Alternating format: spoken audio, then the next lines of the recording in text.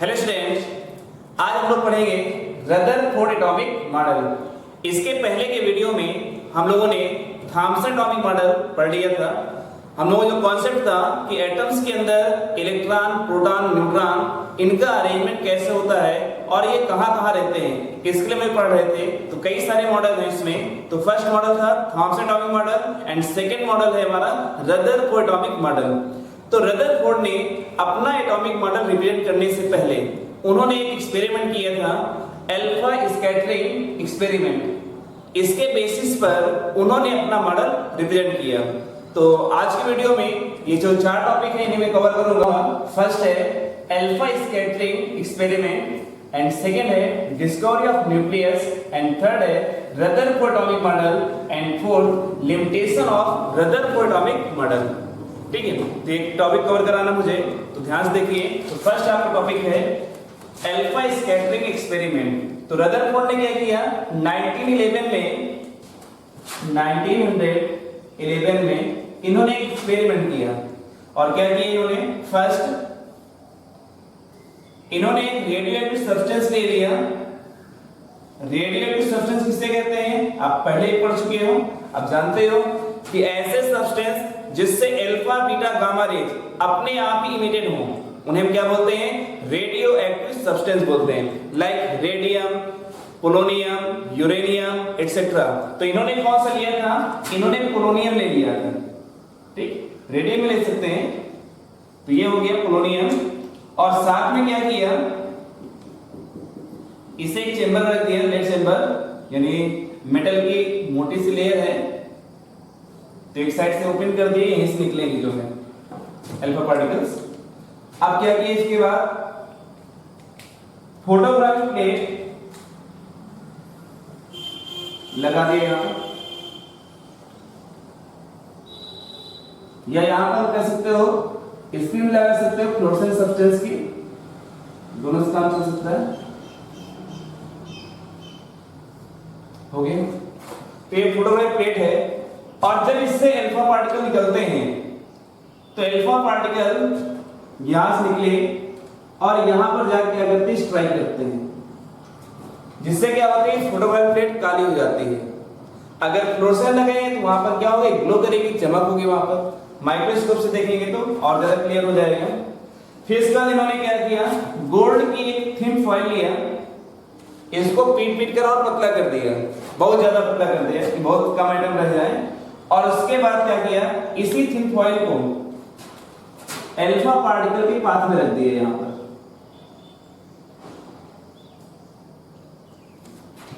जो alpha particles होते हैं जो मेटल की थिन फॉइल को क्रॉस कर जाते हैं, ठीक है। और जो बीटा पार्टिकल्स होते हैं इससे ज्यादा मोटी लेयर को क्रॉस कर सकते हैं, और जो गामा पार्टिकल होते हैं वो और ज्यादा मोटी लेयर को क्रॉस कर सकते हैं, ठीक है।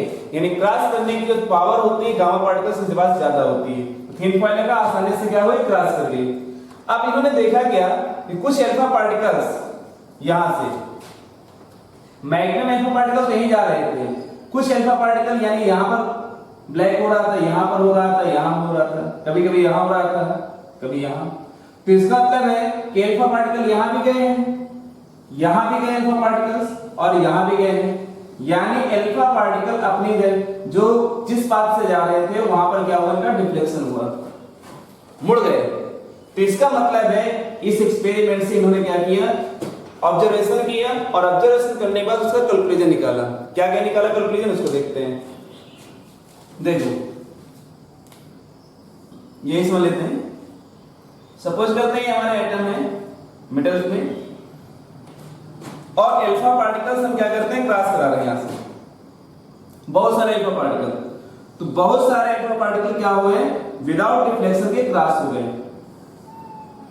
तो इसका मतलब क्या हुआ कि एटम के अंदर का मैक्सिमम पार्ट कैसा है, एम्प्टी। कुछ अल्फा पार्टिकल कुछ एंगल बना के मुड़ जाते हैं, डिफ्लेक्शन हो जाता है इनका। अल्फा पार्टिकल के ऊपर होता है पॉजिटिव चार्ज। तो इसका मतलब है कि एटम के सेंटर में कुछ ना कुछ पॉजिटिव चार्ज है यहां पर,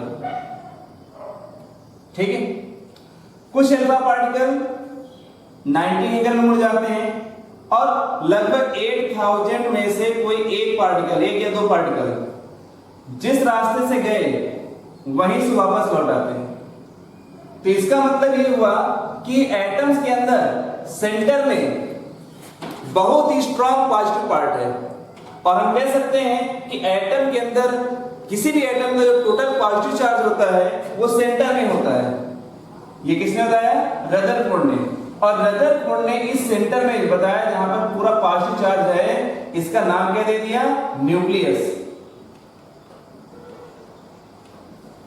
ठीक, तो न्यूक्लियस की डिस्कवर किसने किया? रदरफोर्ड ने किया। कब किया? 1911 में किया। कैसे किया? अल्फा स्कैटरिंग एक्सपेरिमेंट में किया। ठीक है, इसको ध्यान रखेंगे। इन्हीं पॉइंट्स को हम लिख देते हैं, इनका ऑब्जर्वेशन और साथ में क्या करते हैं? कंक्लूजन दोनों का देखेंगे। मैं यहाँ पर एक तरफ लिखते चलेंगे।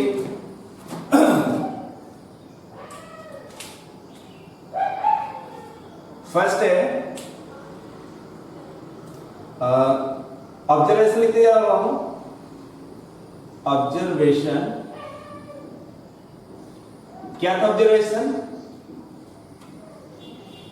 Majority of alpha particle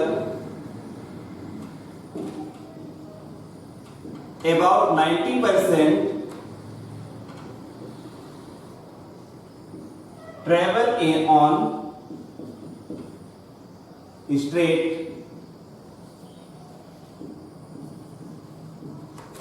path without any deviation from their path। अब देखिए इसका जो कंक्लूजन है, तो कंक्लूजन क्या निकाला?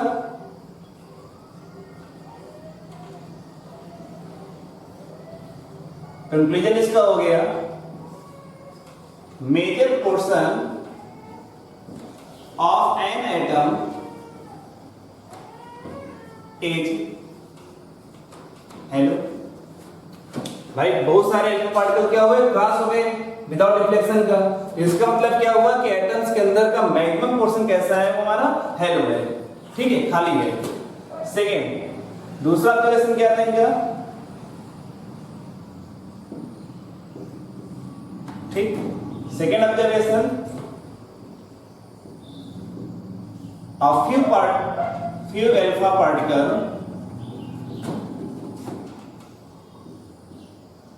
scattered at a small angle less than 90 degree. तो इसका कैलकुलेशन क्या होगा? यानी कुछ अल्फा पार्टिकल कुछ एंगल बना के क्या हो जाता है? डायमेंशन का हो जाता है। ठीक है, तो क्या इसका कंक्लूजन निकाला? Conclusion atom has a small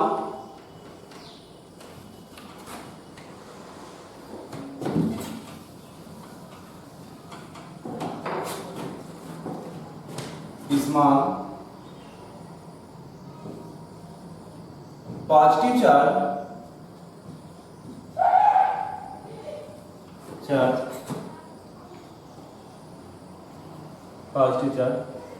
centre.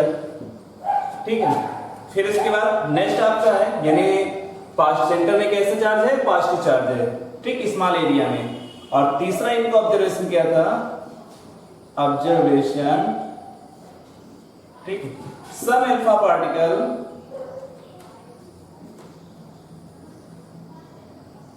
Particle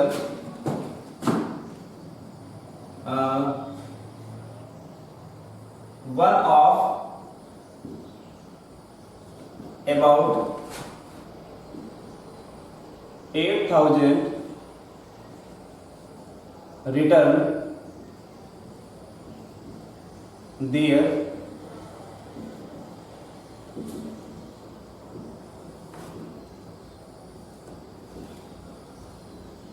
original path. ठीक है, यानी लगभग 8,000 में एक या दो पार्टिकल वहीं से क्या हुए? वापस आ गए। तो इसका मतलब क्या हुआ कि एटम के सेंटर में जो पॉजिटिव पार्ट है बहुत ही ज्यादा कैसा है? स्ट्रांग है। ठीक है, तो इसको देखते हैं, मैं इसको रब कर देता हूँ, थोड़ी जगह चाहिए।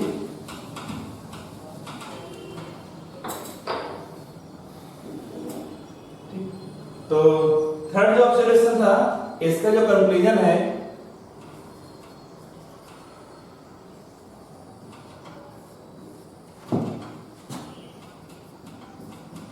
It hold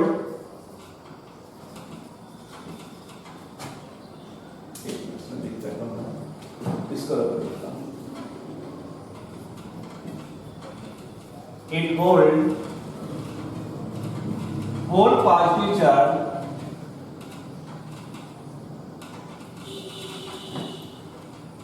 and almost whole mass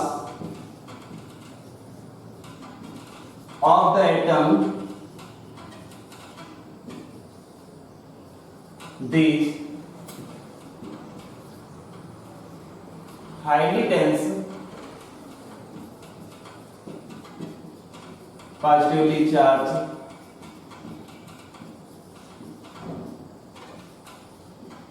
center is termed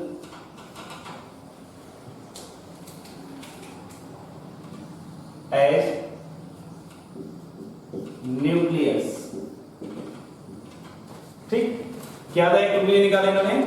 भाई ऑब्जर्वेशन, थर्ड ऑब्जर्वेशन था, हिस्सा में अल्फा पार्टिकल 1 about 8000 यानी 8000 में कोई एक रिटर्न दिया ओरिजिनल पाथ, यानी वहां से क्या हुआ, वापस लौट आया एक पार्टिकल, एक या दो पार्टिकल। ऐसा नहीं होता कि सारे के सारे आते हैं, 90% तो क्रॉस कर जाते हैं, बचे कुछ थोड़े डिफ्लेक्ट हो गए इधर ना कर, और उनमें से 8000 में से कोई एक दो पार्टिकल क्या हुआ, वापस लौट आया। तो इससे कंक्लूजन क्या निकाला, it hold whole positive charge and almost whole mass of the atom, यानी कोई भी हमारा एटम है, इसका टोटल पॉजिटिव चार्ज कहां पर है, सेंटर में है, और उस एटम का टोटल जो मास है वो भी कहां पर है, सेंटर में ही है।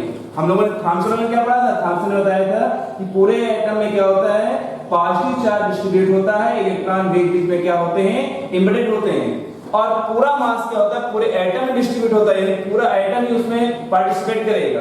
पर किसी भी एटम का टोटल जो मास होता है वो कहां पर होता है, सेंटर में होता है। ठीक है, मास और टोटल पॉजिटिव चार्ज, यही ना देखो, it hold whole positive charge, whole positive charge almost whole mass of the atom, these highly dense positive charge center in the term h. जो हाईली पॉजिटिव चार्ज है इसे हम क्या बोलेंगे, इसका नाम क्या देंगे, न्यूक्लियस। तो न्यूक्लियस को डिस्कवर किसने किया, रदरफोर्ड ने किया। ठीक, तो इसको ध्यान रखेंगे। अब नेक्स्ट देखते हैं, फिर इसके बाद क्या किया रदरफोर्ड ने, अपना 4 नंबर कूलाम लॉ के अकॉर्डिंग उन्होंने एक फार्मूला दिया, n proportional 1/sin⁴ θ/2, n equal to number of scattered alpha particle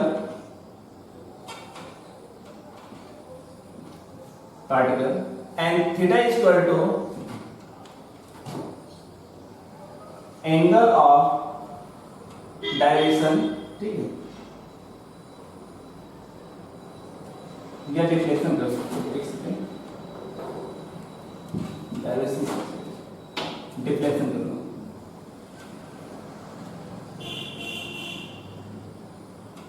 deflection, ठीक, देखिए कि अगर नंबर ऑफ पार्टिकल्स ज्यादा होते हैं, ठीक है, तो डिफ्लेक्शन एंगल क्या हो जाएगा, उनका कम हो जाएगा।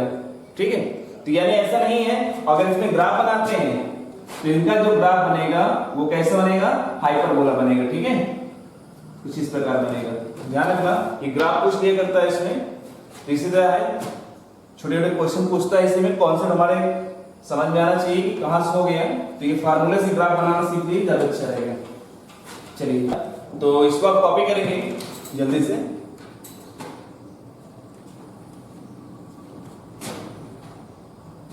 तो कॉपी हो गया। तो अब हम रदरफोर्ड ने क्या किया, अपने एक्सपेरिमेंट अल्फा स्कैटरिंग एक्सपेरिमेंट के बेसिस पर उन्होंने अपना मॉडल रिप्रेजेंट किया और कई सारे पॉइंट बताए उन्होंने, ठीक। जैसे फर्स्ट बताया कि जो एटम है, एटम के अंदर 2 पार्ट होते हैं। फर्स्ट पार्ट हो गया न्यूक्लियस एंड सेकेंड पार्ट हो गया आपका न्यूक्लियस के आउटर एरिया, जहां पे इलेक्ट्रॉन क्या करते हैं, रिवॉल्व करते हैं, ठीक है। तो चलते हैं, इसको लिखते भी जाते हैं एक तरह से। तो नंबर 1 फर्स्ट पॉइंट हो गया रदरफोर्ड एटॉमिक मॉडल जो है, फर्स्ट हो गया atom is an extremely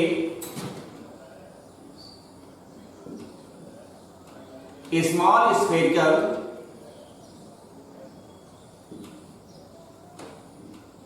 and electrically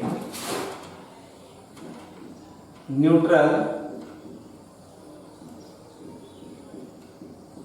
particle in which major part is halo। ये अभी हम लोग एक्सपेरिमेंट में पढ़ चुके हैं। सेकेंड पॉइंट देखिए, in each atom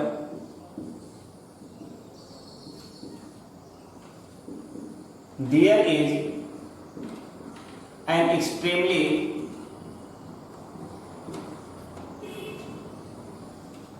small dense heavy and positively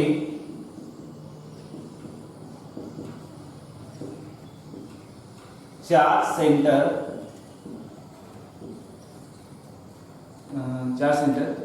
which is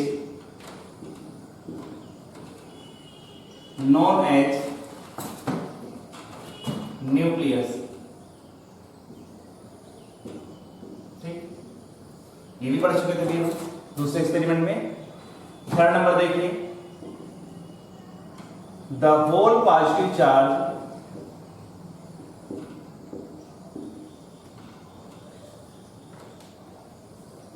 of an atom is situated in this nucleus, ठीक। यानी कोई भी हमारा एटम है तो वो एटम कैसा हमारा है, स्फेरिकल है, ठीक है, उसका स्मॉल भी है और साथ में जितना भी पॉजिटिव चार्ज है उस एटम के अंदर सेंटर में क्या होगा, प्रेजेंट होगा, ठीक। नेक्स्ट, एटम के अंदर का बहुत मैक्सिमम पार्ट कैसा रहेगा, हेलो रहेगा। और एटम कितने पार्ट्स मिलकर बना है, 2 पार्ट से। फर्स्ट हो गया न्यूक्लियस और न्यूक्लियस के चारों का एरिया हो गया, जहां पे इलेक्ट्रॉन क्या करते हैं, रिवॉल्व करते हैं। जब भी इलेक्ट्रॉन रिवॉल्व करेगा तो एनर्जी लॉस करते हुए रिवॉल्व करता है, ठीक है। यानी जब भी इलेक्ट्रॉन चक्कर लगाएगा तो एनर्जी क्या करेगा, लॉस करेगा। देखिए, अगर इलेक्ट्रॉन यहां पर है तो जब चक्कर लगाएगा तो कहां पर आ जाएगा, यहां पर आ जाएगा। तो एनर्जी लॉस करते हुए क्या करता है, रिवॉल्व करता है। तो इसको लिखते हैं लोग 4 number, in an atom electron revolve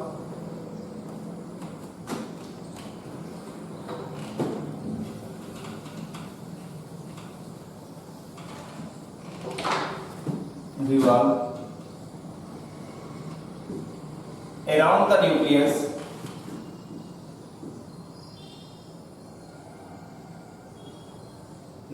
ठीक। जब ठीक है, अब देखिए अगला,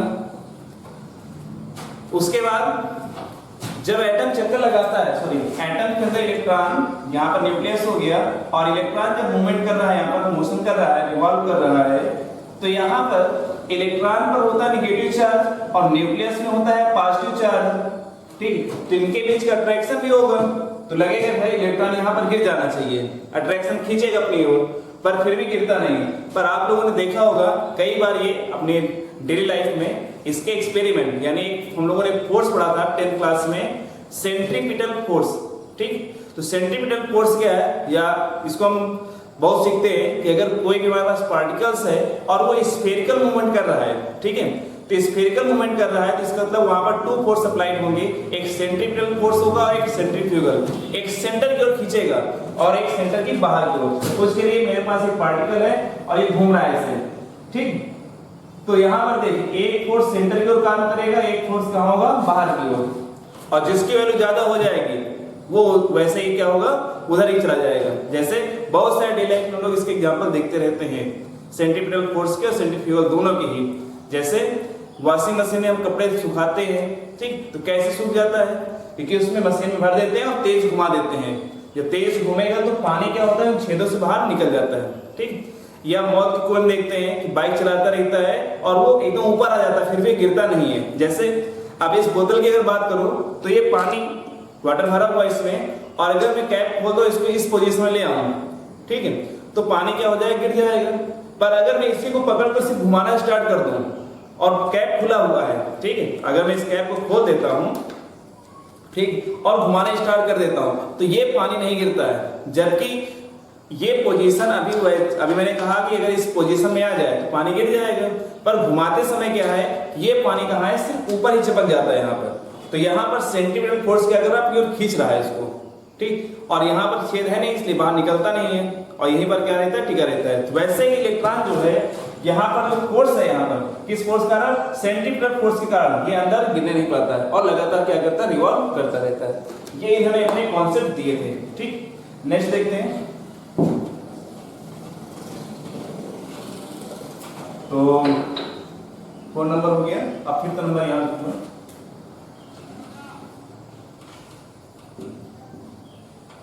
atom is electrically neutral, thus the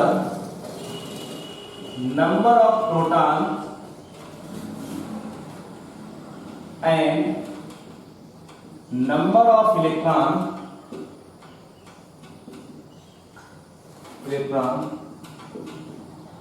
in the atom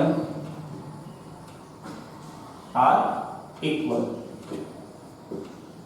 ठीक।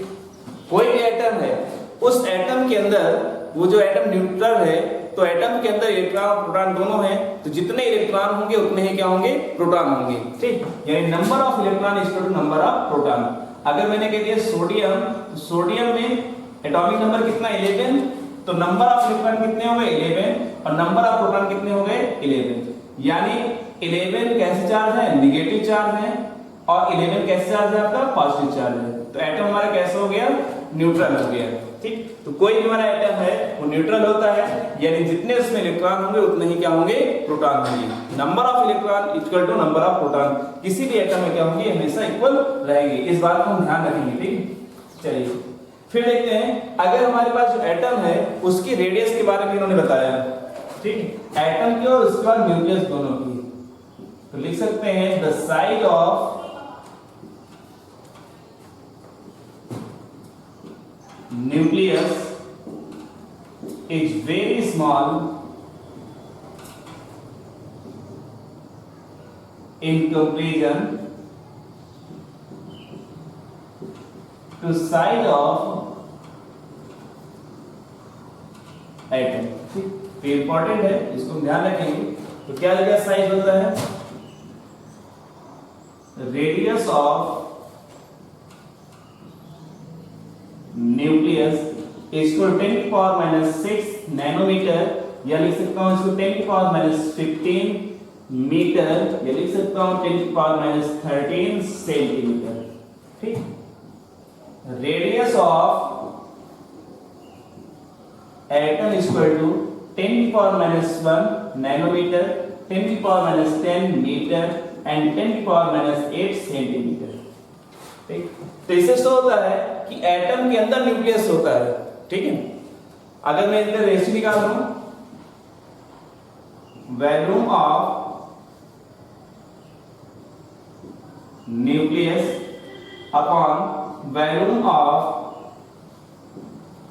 एटम, तो स्फीयर रूप में, और स्फीयर का अगर वॉल्यूम निकालते हैं तो क्या होता है, मान लो कोई स्फीयर है और इसकी रेडियस कितनी, स्मॉल आर है, तो आप क्या करोगे, इसमें इसका वैल्यू कितना हो जाएगा, 4/3 पाई r क्यूब, ये तो इतने फार्मूला होता है, ठीक, स्फीयर का। तो वॉल्यूम ऑफ न्यूक्लियस है वॉल्यूम ऑफ एटम, तो यहाँ कितना हो जाएगा 4/3 पाई, आर की वैल्यू कितनी है यहाँ पर 10 की पावर -15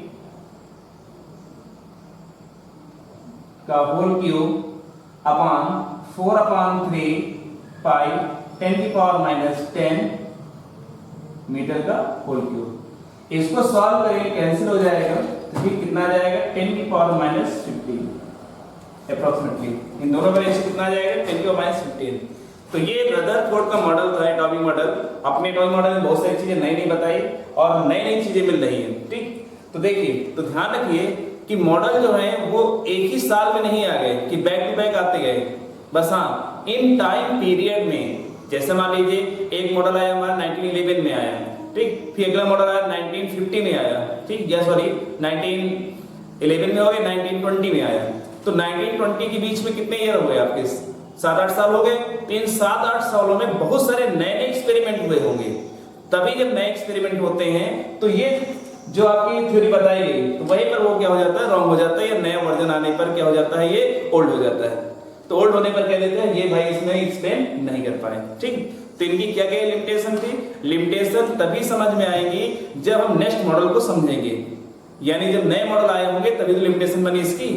नहीं तो ये मॉडल हमारा थॉमसन के मॉडल से क्या था, बेटर था, ठीक है। चलिए, अच्छा, तो इसको आप कॉपी करेंगे, तो कॉपी हो गया। तो अब हम लोग पढ़ेंगे limitation of Rutherford atomic model. Rutherford का जो एटॉमिक मॉडल था उसमें क्या क्या लिमिटेशन है उसको हम लोग सीखेंगे, ठीक है। क्या क्या लिमिटेशन था, किसको एक्सप्लेन नहीं कर पाया था, उसे जानेंगे, ठीक है। देखिए यहाँ पर, तो फर्स्ट है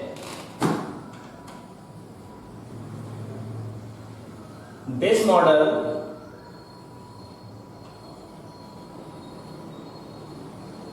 failed to explain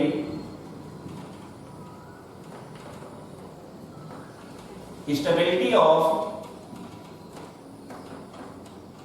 एटम, यानी किसी भी एटम की स्टेबिलिटी, यानी एटम स्टेबल क्यों होता है इसको एक्सप्लेन नहीं कर पाए। अच्छा, क्या कारण था, कैसे मालूम चला एक्सप्लेन नहीं कर पाए। देखिए, अभी इन्होंने बताया कि भैया जो एटम है, एटम के अंदर होता है न्यूक्लियस, और इलेक्ट्रॉन क्या करता है, चक्कर लगाता है, और जब भी चक्कर लगाएगा तो एनर्जी लॉस करते हुए चक्कर लगाता है, यानी रिवॉल्व तो कर रहा है, पर कैसे रिवॉल्व करता है, एनर्जी लॉस कर रहा है।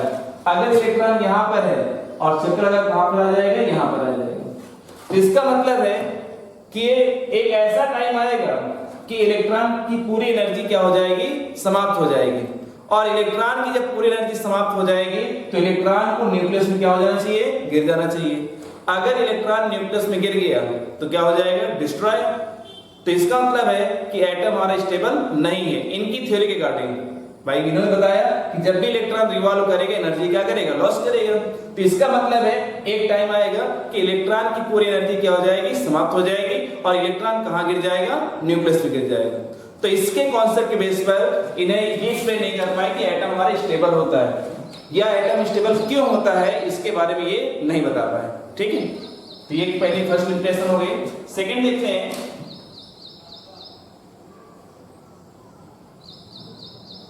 this model cannot to explain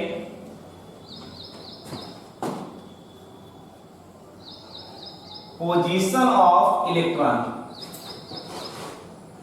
क्या कहता है कि इलेक्ट्रॉन एनर्जी लॉस करते हुए रिवॉल्व करता है, ठीक। यानी इलेक्ट्रॉन कहां होता है, एटम्स के अंदर ही रहता है, और न्यूक्लियस के चारों क्या करता है, एनर्जी लॉस करते हुए रिवॉल्व करता है। पर इलेक्ट्रॉन एग्जैक्ट कहां पर रिवॉल्व कर रहा है, कहां पर है वो, उसकी पोजीशन एग्जैक्ट पोजीशन नहीं है, यहां पर इलेक्ट्रॉन यहां पर है, यहां पर है, यहां पर है, यहां पर है। तो इसकी जानकारी नहीं दे पाए कि इलेक्ट्रॉन की पोजीशन कहां पर है, इलेक्ट्रॉन कहां पर रिवॉल्व कर रहा है। भाई ये तो बता दिया कि न्यूक्लियस चारों रिवॉल्व कर रहा है, पर उसकी पोजीशन कहां पर है। जैसे मान लो कोई एटम है, उसमें 10 इलेक्ट्रॉन है, तो 10 के 10 इलेक्ट्रॉन एक साथ चक्कर रिवॉल्व कर रहे हैं कि अलग अलग रिवॉल्व कर रहे हैं, इसके बारे में उन्होंने नहीं बता पाए, ठीक है। तो ये दूसरी लिमिटेशन थी। थर्ड लिमिटेशन देखते हैं, this model failed to explain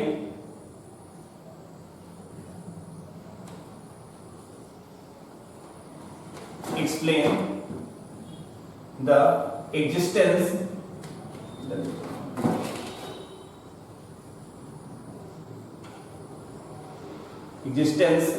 of fine spectrum line in emission spectra of atom containing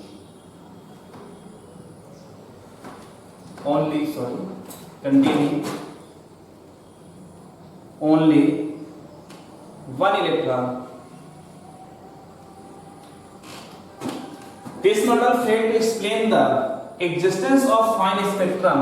spectrum एक नया वर्ड मिल गया, स्पेक्ट्रम सुना कहीं पर 10th क्लास में सुना था, फिजिक्स पढ़ी थी हम लोगों ने ना, ठीक है। वेव की ओर समय बताया था ना कि अगर हम क्या करते हैं सनलाइट को कहां भेजते हैं, प्रिज्म से भेज देते हैं तो कन्वर्ट हो जाता है कितने कलर में, 7 कलर में। और क्या याद करते हैं हम लोग, विथ गियोर।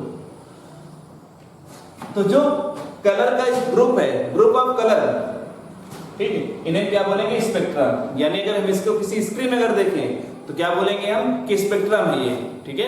जैसे रेनबो हम देखते हैं तो रेनबो भी क्या है, स्पेक्ट्रम है। पर इसमें हम कैसे आए, केमिस्ट्री कैसे, तो अगर कोई एटम है और इसमें हम लाइट डालते हैं तो इसके जो स्पेक्ट्रम लाइनें बनती हैं, तो ये स्पेक्ट्रम लाइन को इन्होंने एक्सप्लेन नहीं कर पाए। अगर मान लो किसी के एक एटम है, सॉरी एक एटम के अंदर एक इलेक्ट्रॉन है, तो उसका स्पेक्ट्रम कैसे बनेगा, या कोई ऐसा एटम है जिससे रेडिएशन निकल रहा है तो उसके स्पेक्ट्रम कैसे चेंज हो जाते हैं, तो इनको ये एक्सप्लेन नहीं कर पाए, ठीक है। तो देखिए यहाँ पर, तो ये सेकेंड इसकी लिमिटेशन हो गई। नेक्स्ट हो गया, अब देखिए 4 number, this model failed to explain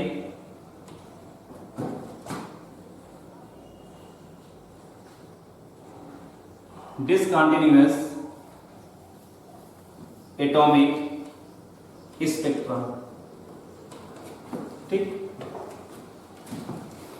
यानी कोई एटम है, अगर हम उसके स्पेक्ट्रम निकालते हैं, ठीक है, तो अगर मान लीजिए इलेक्ट्रॉन एनर्जी लॉस करता हुआ क्या करता है, मूवमेंट कर रहा है, तो यहाँ स्पेक्ट्रम ज्यादा मिलने चाहिए थे, ठीक, फिर हमें कम मिलने चाहिए थे, फिर और कम मिलने चाहिए थे, फिर और कम मिलने चाहिए थे, ऐसे होना चाहिए था।